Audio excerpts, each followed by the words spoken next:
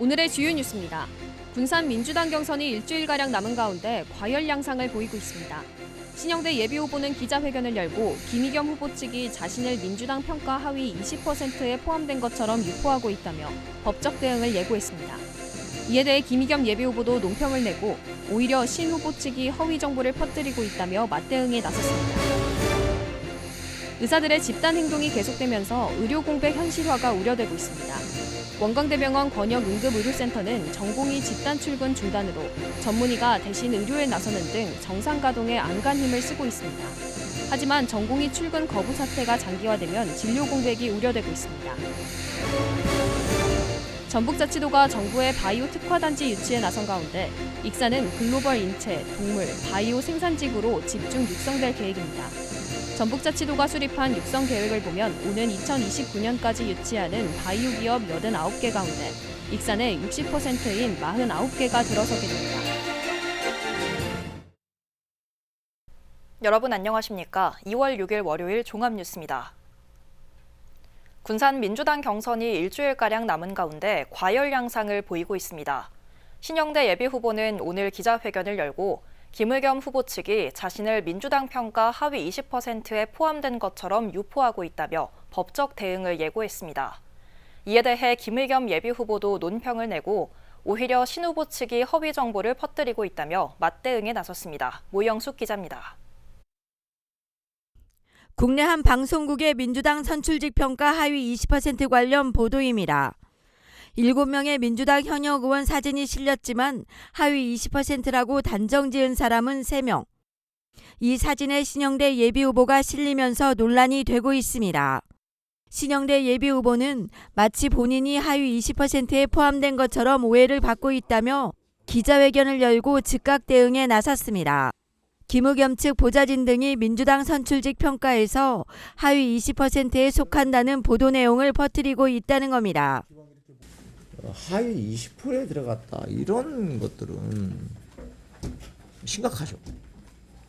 전 사실 TV조선에도 항의를 했어요. 그랬더니 밑에 자막을 지웠더라고요. 그러면 최소한 이게 확인되지 않은 사실들을 실제 보좌진을 중심으로 그렇게 퍼뜨린 것들은 문제가 있죠. 그러면서 명백한 허위 사실이자 공직선거법 위반 행위로 군산 선거를 어지럽힌다며 법적 조치를 취하겠다고 말했습니다. 이에 대해 김의겸 측도 논평을 내고 반박에 나섰습니다. 김 후보 측은 신 후보가 지난 25일 대량 발송한 문자에 신영대가 하위 20%라는 정보를 김 후보가 직접 유포하는 양 실명까지 거론하며 허위 정보를 퍼뜨리고 있다고 주장했습니다. 특히 캠프의 일부 관계자들이 방송 내용에 관해 어떠한 의견도 달지 않고 지인들에게 전달한 것뿐인데 김 후보의 허위사실 유포행위라고 단정할 수 있냐며 강하게 항의했습니다. 일주일 앞으로 다가온 민주당 군산 경선. 신영대 김의겸 후보의 공방이 더욱 격화되고 있습니다. KCN 모영숙입니다. 군산 민주당 경선이 다음 달 4일부터 6일까지 사흘 동안 치러집니다. 민주당 중앙당 선거관리위원회는 오늘 군산 등 경선 지역 후보자 등록 공고를 내고 이같이 경선을 치러 6일 늦은 밤 결과를 발표할 예정입니다. 경선은 특별 당규에 따라 권리당원 선거인단 투표 50%, 안심번호 선거인단 50%를 반영합니다. 이번 민주당 경선은 지역구 신영대와 비례대표 김의겸 등 2명의 현역 국회의원 간 맞대결로 펼쳐집니다. 김수흥 국회의원이 민주당의 익산갑 경선 재심을 신청했습니다. 김 의원 측에 따르면 민주당 선거관리위원회가 경선조사 불공정 논란에 휩싸인 여론조사기관 리서치 DNA를 배제하기로 결정함에 따라 지난 25일 경선 재심을 신청했습니다. 해당 업체는 공천 과정에서 비명계 현역 의원을 제외한 여론조사를 진행해 논란을 빚고 있습니다. 하지만 민주당 당원 당규에는 경선 이후 48시간 이내에 재심을 신청할 수 있도록 규정하고 있어 김 의원이 신청한 25일은 이틀이 지난 상황이어서 수용될지 여부는 지켜봐야 합니다. 도내 선거구 감축안 추진에 대해 지역 정치권에서 반발하고 나섰습니다. 민주당 전북도당은 어제 입장문을 발표하고 국민의힘이 서울, 강남과 부산 등 텃밭은 건드릴 수 없다며 협상을 회피해 도내 의석 한석 감축안이 추진되고 있다고 강하게 비판했습니다. 또 지난해 12월 국회의원 선거구 획정위가 국회에 제출한 선거구 획정안은 인구와 지역 대표성 등 기본 원칙과 기준을 무시한 졸속 조정안이라고 지적했습니다. 한편 여야는 국회 정치개혁특별위원회를 통해 오는 29일 국회 본회의 전까지 선거구 막판 협상에 나선다는 방침입니다. 군산항 특송화물 통관장이 오늘 개장했습니다. 군산시에 따르면 지난 1일부터 시범 운영을 거친 뒤 오늘부터 본격 운영에 들어가 오는 4월 말 개장식을 개최할 예정입니다. 이곳 특송장은 군산항과 중국 석도 간 화물선으로 들어오는 전자상거래 특송화물을 검색해 처리합니다. 특송장이 본격 가동되면서 연간 650만 건에 이르는 물량이 처리될 것으로 전망되며 100여 명의 새로운 일자리가 생길 것으로 보입니다. 군산시가 새만금 농생명용지의 산업용지 전환을 새만금 개발청에 정식 건의하기로 했습니다. 군산시는 새만금 군산 측 농생명용지 309 400만 평을 산단으로 전환하는 방안을 검토하고 있다고 밝혔습니다. 시는 내년까지 매립이 완료되는 새만금 농생명용지 309는 남북도로 새만금 산단과 인접해 산단 확장으로 시너지 효과가 있을 것으로 보고 있습니다. 이에 따라 부서별로 의견을 취합해 다음 달 시의회에 설명하고 새만금청에 건의할 계획입니다. 올해 유효기간이 만료되는 군산사랑 상품권이 3억 4천여만 원인 것으로 집계됐습니다. 군산시에 따르면 군산사랑 상품권 유효기간은 5년 이내로 유효기간이 지나면 만료됩니다. 이에 따라 종이상품권 뒷면에 적힌 발행연도가 2018년, 2019년이거나 공란인 상품권을 먼저 사용해야 합니다. 반면 모바일 상품권은 자동으로 구매한 날짜 순서대로 사용됩니다. 의사들의 집단 행동이 계속되면서 의료 공백 현실화가 우려되고 있습니다. 원광대병원 권역응급의료센터는 전공의 집단 출근 중단으로 전문의가 대신 진료에 나서는 등 정상 가동에 안간힘을 쓰고 있는데요. 하지만 전공의 출근 거부 사태가 장기화될 경우 진료 공백이 우려되고 있습니다. 김은서 기자입니다. 126명의 전공의가 사직서를 제출했던 원광대병원. 응급의료통계 포털의 종합 상황판에 원광대학교 병원 응급실 메시지에는 지난 20일부터 본원 사정으로 인하여 전원이 원활하지 않습니다라는 메시지가 떠 있습니다. 또한 지난 18일부터 일주일 동안은 대동맥 응급수술이, 지난 24일에는 사지 접합술과 정신과 응급진료 등이 이루어지지 않은 것으로 알려졌습니다. 26일에는 영유아 기관지와 중증 화상 전문 치료 등의 정보 미제공으로 기재돼 있었습니다. 이에 따라 전문의 등 다른 의료진들이 진료를 보는 등 특정과에서 계속 진료를 보기 어려운 상황을 줄이고 있습니다. 따로 알려주는 부서는 없을 거예요. 그런 거는. 전북소방본부 관계자는 원광대병원 등 도내 상급병원으로부터 중증 환자 위주로 이송해달라는 요구에 따라 응급실과 환자 이송 상황 모니터링을 강화하고 있습니다. 이제 평상시보다 이제 의료진이 부족해서 어려질 수 있다 이렇게 얘기는 해주셨는데 지금까지 그와 관련해서 환자가 이제 병원 측에서 중증 환자를 거절한다든가 이런 사례는 아직. 도내에서 환자 이송이 지연된 사례는 아직 없는 것으로 파악됐습니다. 의료 공백 최소화를 위해 전북특자도는 군산, 남원, 진안군 의료원 진료 시간 확대에 나섰습니다. 군산과 남원 의료원은 평일에는 오후 7시까지 진료하고 토요일 오전 진료도 지난 24일부터 시작했습니다. 진안군 의료원은 평일과 주말 모두 진료 시간을 확대하기로 했습니다. 복지부는 위기 단계에 따라 지방 의료원의 진료 시간을 점차 확대할 방침입니다. 한편 정부는 26일 전공의들이 오는 29일까지 복귀를 하면 책임을 묻지 않겠다고 밝혔습니다. KCN 김은서입니다. 도내 병원들의 119 구급대 재이송 비율이 전국 상위권인 것으로 나타났습니다. 소방청에 따르면 지난 2022년부터 2년 동안 도내 119 구급대 재이송 건수는 470건으로 전국에서 6번째로 높았습니다. 한 차례 재이송은 448건, 2회 재이송은 19건, 3회 재이송 3건으로 확인됐습니다. 제2송 사유로는 전문의 부재가 전체의 35%인 166건으로 가장 많았고 의료장비 고장은 13건을 차지했습니다. 익산시가 농업 경쟁력 확보를 위해 3대 핵심 사업을 추진합니다. 시는 오늘 청년 농업인 육성, 가공상품 개발, 귀농 귀촌인 유치 등 3대 사업으로 농업 경쟁력을 높이겠다고 밝혔습니다. 시는 청년 농업인 육성을 위해 27억 3천만 원을 들여 스마트 농업을 도입하고 농업 전문 인력을 육성합니다. 또 28억 3,400만 원을 투입해 고품질 쌀 생산단지와 벼 품종 재배단지 조성 시범 사업에 나섭니다. 또한 귀농 귀촌 인구 유입을 위해 준비부터 정착, 안정화 지원 등 단계별 프로그램을 진행합니다. 익산시와 원광보건대가 고등 직업교육 거점기구를 추진합니다. 시는 26일 원광보건대학교에서 허전 익산시 부시장과 백준흠 원광보건대 총장이 고등 직업교육 거점기구 추진을 위해 협약을 체결했다고 밝혔습니다. 이 기구는 특화 분야 지역인재 양성과 평생직업 교육 발굴, 주민자치 프로그램 개발, 도농 지역 현안 해결을 위한 기반 확립에 나설 예정입니다. 익산 동산동에 다레못 생태습지가 만들어졌습니다. 익산시에 따르면 지난 2022년 환경부의 생태계 보전 부담금 반환 사업에 선정돼 9억여 원을 투입, 기후변화 대응형 생태습지와 연꽃습지, 생태체험장 등이 마련됐습니다.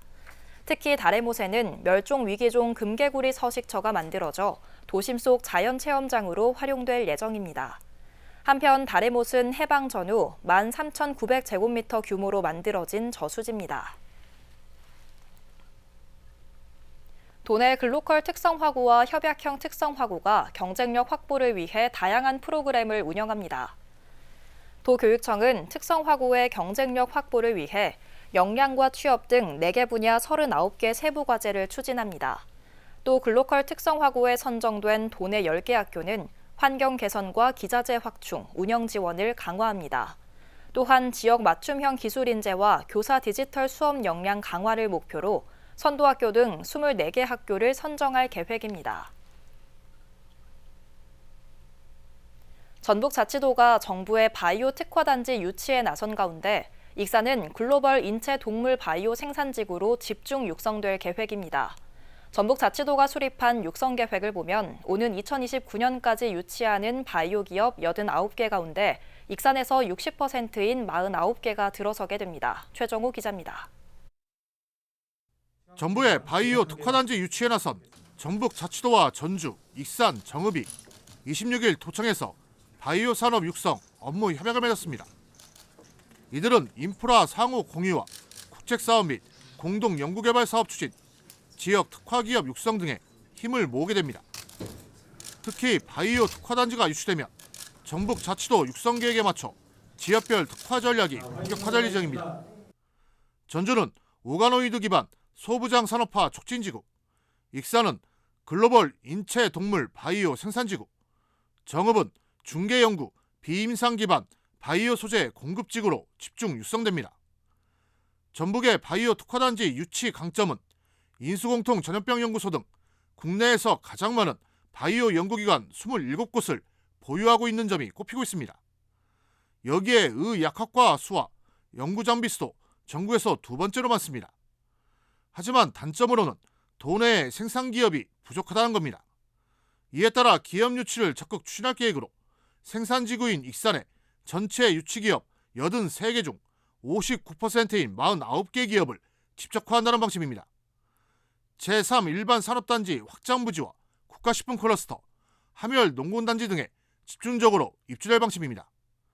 앞서 투자협약을 체결한 오가노이드 사이언스와 JB K랩 등 4개 업체가 선도기업 역할을 하게 됩니다.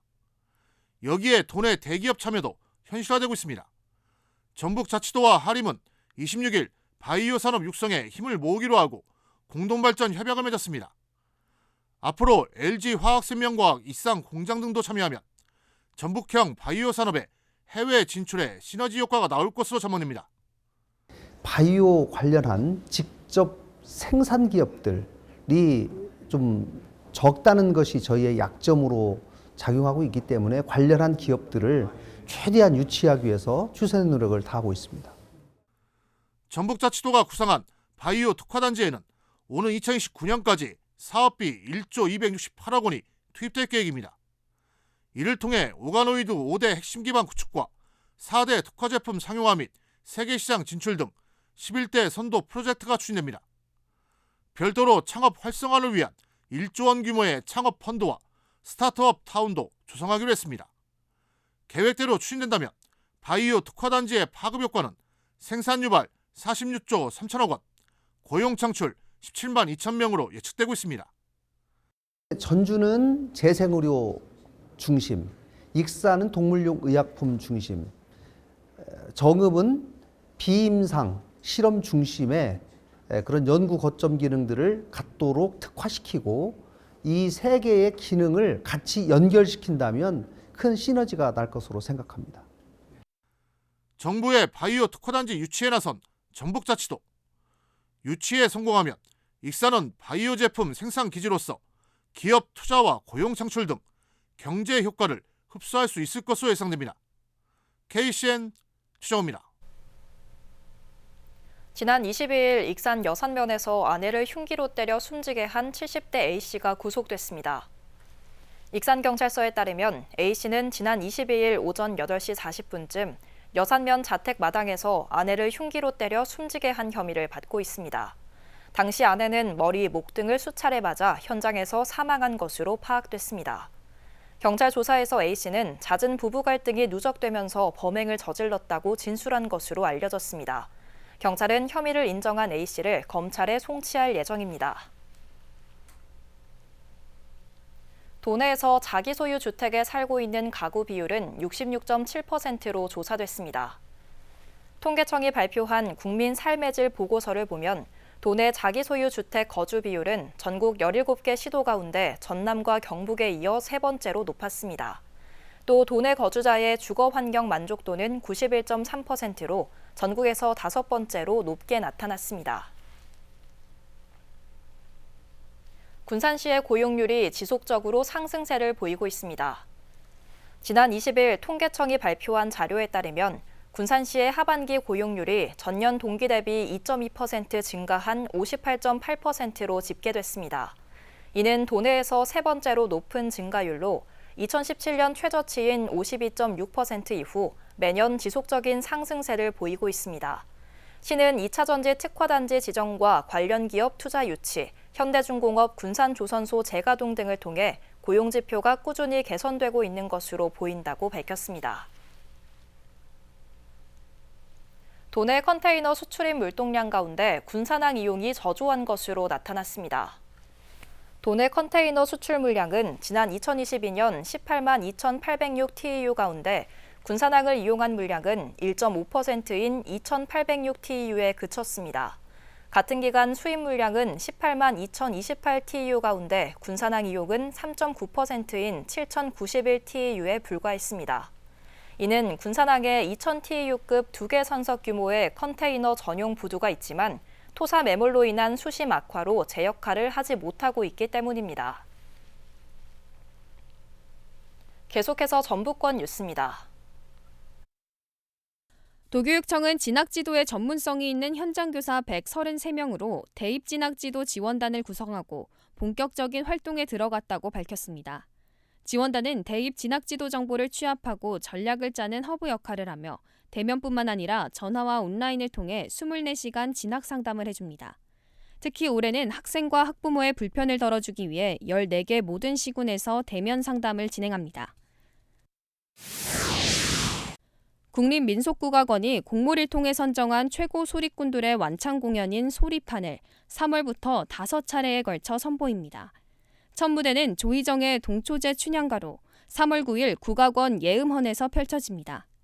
4월 13일에는 고준석이 박봉술제 적벽가, 5월 11일에는 김명남이 박록주제 흥보가, 7월 13일에는 김명숙이 강산제 심청가, 10월 12일에는 김도현이 정광수제 수궁가를 각각 들려줍니다. 관람료는 무료이며 8세 이상이면 누구나 관람할 수 있습니다. 정읍시가 정읍천 정읍역 연계 관광명소 사업의 하나인 미로분수를 오는 6월부터 운영합니다. 총 사업비 21억 원이 투입된 미로 분수는 평상시 음악 분수를 가동하고 여름에는 바닥 분수를 활용해 물놀이 공간을 제공하며 시는 여름 물빛 축제와 연계한 다양한 볼거리와 즐길거리도 함께 준비할 계획입니다. 현재 정읍천에는 지역 문화와 역사를 소개하는 문화 역사의 거리가 조성 중이며 벽천 분수, 사진 찍고 싶은 거리 등이 추가 설치될 예정입니다. 지금까지 전북권 뉴스 김은서입니다. 군산시가 동네 문화카페 강좌 400개를 들을 수강자를 모집합니다. 일반 강좌 모집 기간은 오는 27일부터 3월 8일까지며 방문 접수와 온라인, 모바일 접수가 가능합니다. 가족과 직장인 대상인 특화 강좌는 오는 3월 4일부터 15일까지 이메일로 접수하면 됩니다. 모든 강좌 수강 기간은 4월 22일부터 6월 30일까지 10주며 올해는 일정 기간 출석 일수를 채우면 행복 포인트를 적립할 수 있습니다. 군산시가 무주택 청년의 월세를 지원하는 청년 월세 한시 특별 지원 2차 대상자를 모집합니다. 지원 대상은 시에 거주하는 만 19세에서 34세 청년으로 임차보증금 5천만 원 이하, 월세 70만 원 이하 주택에서 거주 등 조건을 갖춰야 합니다. 특히 1차 신청과 달리 청약통장 가입이 필수입니다. 신청 기간은 오늘부터며 행정복지센터와 복지로 누리집에서 신청 가능합니다. 선정된 청년들은 월 20만 원씩 12개월 동안 월세를 지원받을 수 있습니다. 익산 4대 종교 문화체험이 4월 5일부터 시작됩니다. 익산시에 따르면 우선 상반기에는 6월 1일까지 8차례가 운영되며 익산시 통합 예약 시스템을 통해 3월 22일까지 선착순 접수가 이뤄집니다. 다이로운 익산 여행은 원불교 총부와 나바위 성당, 두동교회, 심곡사 등 4대 종교시설을 방문해 다양한 종교 문화를 체험할 수 있는 프로그램으로 지난해 조기 마감될 정도로 인기를 끌었습니다. 다음은 우리 동네 소식입니다.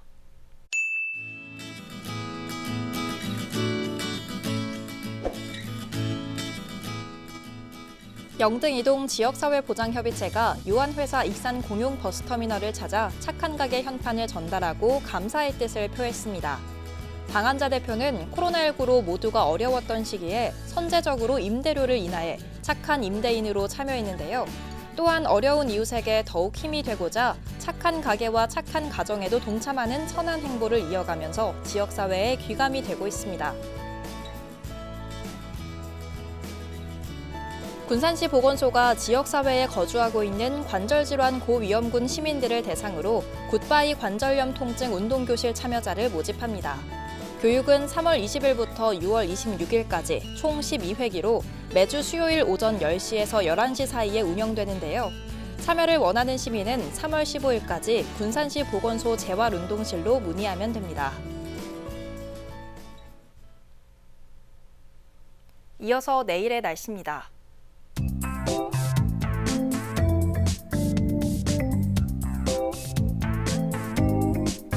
내일 전북은 대체로 맑겠습니다.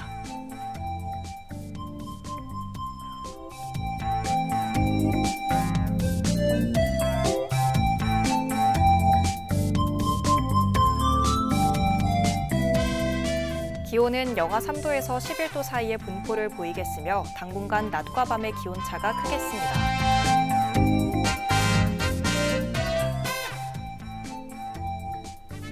군산은 대체로 맑은 가운데 최고 9도까지 오르겠습니다.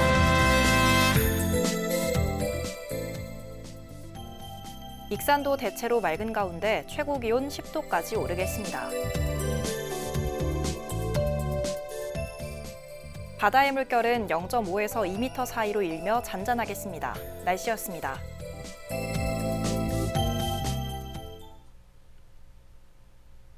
이상으로 KCN 종합뉴스를 마칩니다. 정확한 보도로 늘 함께하겠습니다. 시청해주신 여러분 고맙습니다.